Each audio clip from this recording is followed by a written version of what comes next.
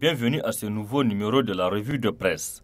Les journaux parus cette semaine au Niger se sont intéressés au vote de la loi de finances 2019, l'avis des partis politiques ou encore le mouvement des Gilets jaunes en France. Adoption de la loi de finances 2019, payer pour lever la main, c'est l'un des titres du quotidien nigérien, l'enquêteur du mardi 11 décembre 2018. Selon ce journal, ces députés ne nous représentent pas. Ils représentent qu'eux-mêmes. La deuxième législature de la 7e République souffre d'un panurgisme parlementaire. À l'hémicycle, l'on observe une nouveilleuse tendance au civisme dans le rang de la majorité présidentielle. Une armée de députés bénis oui-oui totalement acquise à la cause de l'exécutif. Plein faux sur des élus qui ont trahi leurs électeurs, note l'enquêteur. Pour ce quotidien, en vérité, ces élus lèvent la main, dévitalisent grandement la démocratie. Plus grave, ajoute l'enquêteur, pour leur suivisme béat, ils assènent des coups de poignard dans le dos de leurs électeurs. Ils trahissent leur mandat en enterrant les légitimes aspirations du peuple. Restons toujours à l'Assemblée nationale avec le bi-hebdomadaire nigérien L'événement qui titre dans ses colonnes « Flagrante obstruction à la justice » avec un point d'exclamation.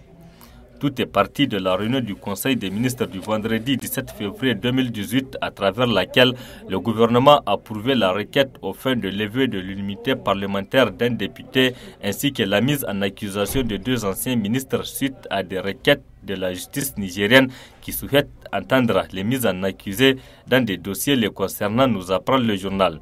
Mais voilà aujourd'hui plus de 10 mois que ces demandes ont atterri à l'Assemblée nationale sans que celle-ci, conformément au texte en vigueur, ne s'exécute.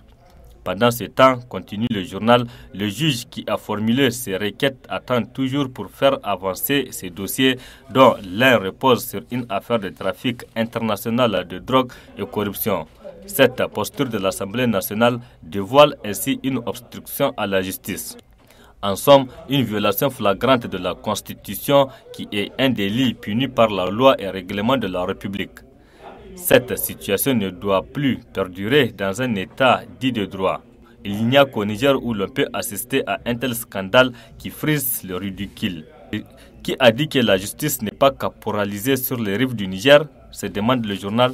Quant au journal d'information générale Niger Times, lui nous entretient sur le renouvellement des structures du PNDS Taraya. Le parti rose se dote d'une équipe de combat à Dosso. C'était le dimanche 9 décembre 2018 que la coordination départementale PNDS Taraya de Dosso et la section communale de la dite localité ont été renouvelées lors d'une assemblée générale élective placé sous la conduite du deuxième vice-président et du secrétaire général du Conseil fédéral de Dosso, indique le journal. À en croire les propos de certains nouveaux venus au PNDS, l'esprit serein qui anime les instances électives ne se trouve nulle part ailleurs. Toutefois, poursuit Niger Times, il faut noter que les responsables de ces structures ont mis en avant le travail pour poser les jalons du parti, même dans les villages les plus reculés, conclut le coordonnateur départemental Brema Bana. Toujours politique, mais cette fois avec la roue de l'histoire qui nous parle de veille d'armes au MNSD Nassara et titre « La conspiration de Foucori et consorts ». Selon la roue, la stratégie de Foucori et ses amis consisterait à recruter un grand nombre de sections et sous-sections pour barrer la route à Seyni Oumarou au prochain congrès qui se tiendra dans quelques mois.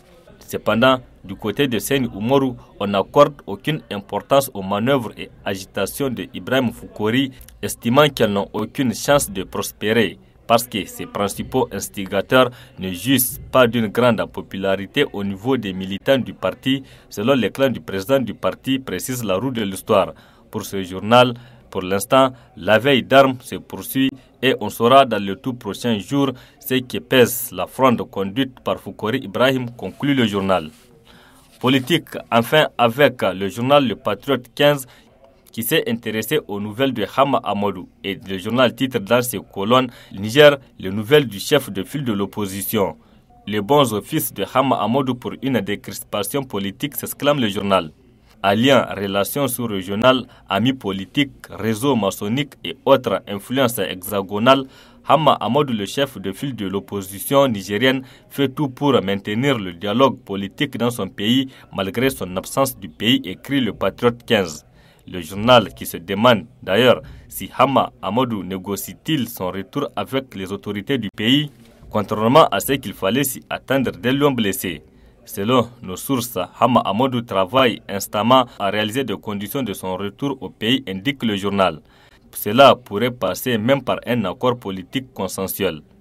Va-t-il pactiser avec le diable? C'est la question que le Patriote 15 s'est posée. Le journal Canard en furie nous amène lui en France et c'est pour parler du mouvement des Gilets jaunes. Les Gilets jaunes, la France et nous, titre le journal. Le journal qui écrit dans ses colonnes « La France que nous aimons tant donne-t-elle aujourd'hui par l'élan de son peuple un modèle de détermination et d'engagement que le peuple soumis doit suivre pour se libérer définitivement ?» se demande le journal. En tout cas, les Gilets jaunes en France montrent la voie, indique le Canard en furie. Il n'est que légitime pour chaque peuple de comprendre les enjeux de son époque pour savoir se déterminer et se battre pour sa dignité. Les Nigériens colonisés de la France que leurs dirigeants copient ont depuis des jours de leçons à prendre chez le peuple de France. Se battre, poursuit le journal, c'est vouloir vivre. Vouloir vivre quand un régime tient à vous anéantir et à vous réduire à la misère la plus inacceptable. En attendant le réveil des barbares, conclut le Canard en furie. Enfin, le nouveau républicain qui s'est intéressé à la mort d'un jeune officier pose plusieurs interrogations sur cet acte. Pourquoi est-il mort? Un bizutage doit-il entraîner mort d'homme? Ce sont là quelques questions sur lesquelles le journal veut savoir clair.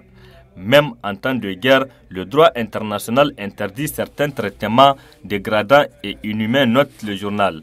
Le journal qui nous rappelle d'ailleurs le nom de l'officier en question. Il s'appelle Talata Shamsuddin Chambiano, âgé de 22 ans, en fleur de l'âge avec beaucoup d'ambition pour servir son pays.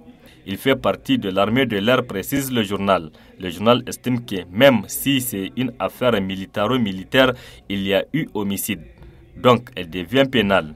Cette mort est de trop selon le nouveau républicain. C'est pourquoi il faut mettre un terme à ces méthodes barbares de bizutage, déclare le journal. Sur ce prend fin ce rendez-vous hebdomadaire de la revue de presse. Rendez-vous plaise à Dieu la semaine prochaine avec toujours le même plaisir.